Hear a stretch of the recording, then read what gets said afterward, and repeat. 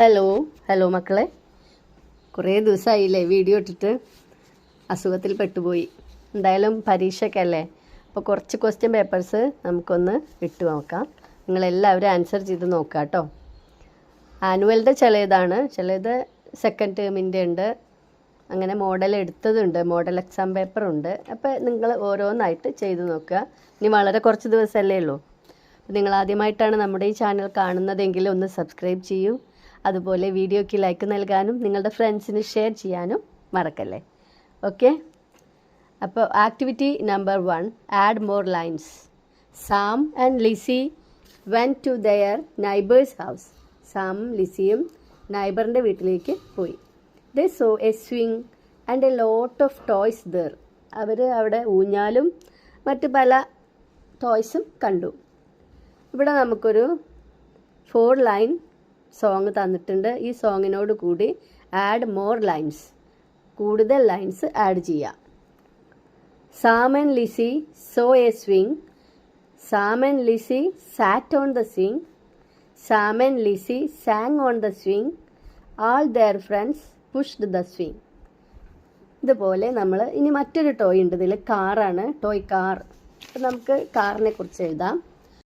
Sam and Lizzie saw a car. Sam and Lizzie sat in the car. Sam and Lizzie sang in the car. All their friends pushed the car. Okay. Now, second activity. Minu held Kitty in her hands. She tossed her into the air. Kitty flew up and saw many things. It was a very beautiful scene. Minu കിറ്റിയെ ആകാശത്തേക്ക് പറത്തിവിട്ടു. Kitty പറന്ന് പറന്ന് കുറേ കാര്യങ്ങൾ കണ്ടു. അത് നല്ല ഭംഗിയുള്ള ഒരു സീനായിരുന്നു. അപ്പോൾ കണ്ട സീനാണ് നമുക്ക് പിക്ചറിൽ കാണുന്നത്. അപ്പോൾ നമുക്കവിടെ എന്തൊക്കെ കണ്ടു എന്ന് എഴുതണം. There are houses. There is a beautiful hill. There are some boys playing football. There are banana plants. There are coconut trees too. There are cows near the pond. ഇങ്ങനെയുള്ള സെൻറ്റൻസുകളൊക്കെ നമുക്കിവിടെ എഴുതാം ഡിസ്ക്രിപ്ഷനിൽ. Activity 3ൽ കോൺവെർസേഷനാണ്. The mother owl woke up. Rowley was missing. Mother started crying. The father owl came out. What is the matter? He asked. Write the conversation between mother owl and father owl. Mother owl ഉണർന്ന് നോക്കുമ്പോൾ റൗളിയെ കാണുന്നില്ല. Rowley her kid. Mother started crying. Mother കരയാൻ തുടങ്ങി. The father owl came out. അപ്പോൾ father owl വന്നു. What is the matter? എന്താ പ്രശ്നം, എന്താ കാര്യം എന്ന് ഫാദർ ചോദിച്ചു. ഇനി ബാക്കി കോൺവെർസേഷൻ നമുക്ക് എഴുതാം. Father owl, what is the matter? Mother owl, our kid Rowley is missing. Father owl, where has she gone? Kid Rowley missing ആണെന്ന് അമ്മ പറഞ്ഞപ്പോൾ അച്ഛൻ ചോദിക്കുകയാണ്, അവൾ എവിടേക്കാണ് പോയത്? Mother owl, I don't no.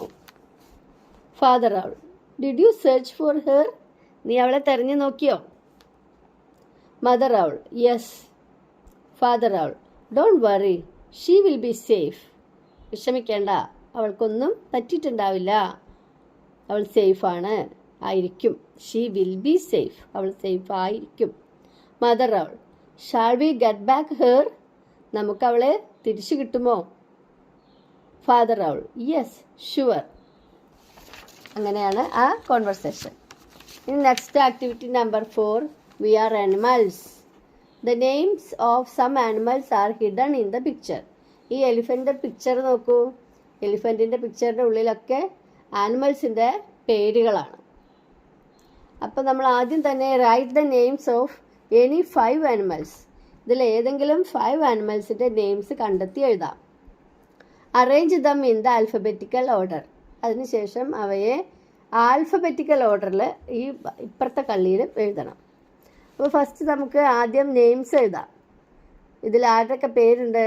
Bear, fox, bull, dog, elephant, tiger, giraffe, horse, lion. ഏതെങ്കിലും 5 ആനിമൽസിൻ്റെ പേര് നിങ്ങൾക്ക് എഴുതിയാൽ മതിയാകും. ഇനി അതിനെ ആൽഫബറ്റിക്കൽ ഓർഡറിലാക്കുകയാണ്. ആൽഫബറ്റ്സ് എന്ന് പറഞ്ഞാൽ എ മുതൽ സെഡ് വരെയുള്ള ലെറ്റേഴ്സാണ്. അപ്പോൾ നമുക്കിവിടെ എ വെച്ചിട്ടുള്ള വേർഡൊന്നും ഇല്ല. ബി വെച്ചിട്ടുള്ള 2 വേർഡുണ്ട്. അപ്പോൾ അതിൽ ഏതാണ് ആദ്യം എഴുതേണ്ടതെന്ന് നമുക്ക് നോക്കണം. അപ്പോൾ ബി രണ്ടിൻ്റെയും ഫസ്റ്റ് ലെറ്റർ ബി ആണെങ്കിൽ സെക്കൻഡ് ലെറ്റർ നോക്കാം. ബിയർ എന്നുള്ളതിന് ബെയറിന് ഇയും ബുള്ളിന് യു ആണ്. അപ്പോൾ ഇ ആണ് ആദ്യം വരുന്ന letter. A B C D E. അപ്പോൾ നമ്മൾ ബെയറാണ് ആദ്യം എഴുതുക. യു കുറേ കഴിഞ്ഞിട്ടാണ് വരുന്നത് അല്ലേ? അപ്പോൾ ബുള്ള് സെക്കൻഡായിട്ട് എഴുതാം. അപ്പോൾ ഫസ്റ്റ് ബെയർ, ബുൾ. അത് കഴിഞ്ഞാൽ സി ഇല്ല, ഡി ഉണ്ട്, ഡോഗ്. ഇ ഉണ്ട്, എലിഫൻറ്റ്. എഫ് ഉണ്ട്, ഫോക്സ്. G, giraffe. പിന്നെ അത് കഴിഞ്ഞാൽ എച്ച്, ഹോഴ്സ്. ഇനി ലയൺ ഉണ്ട്, ലയൺ. അത് കഴിഞ്ഞാൽ ലാസ്റ്റ് ടൈഗർ. അപ്പോൾ നമ്മൾ ഇതുപോലെ ആൽഫബറ്റിക്കൽ ഓർഡറിൽ ആനിമൽസിൻ്റെ പേര് അറേഞ്ച് ചെയ്യുക. ഇത്രയുമാണ് നമ്മുടെ 2019-20 ആനുവൽ ഇവാലുവേഷൻ്റെ ക്വസ്റ്റ്യൻ പേപ്പർ.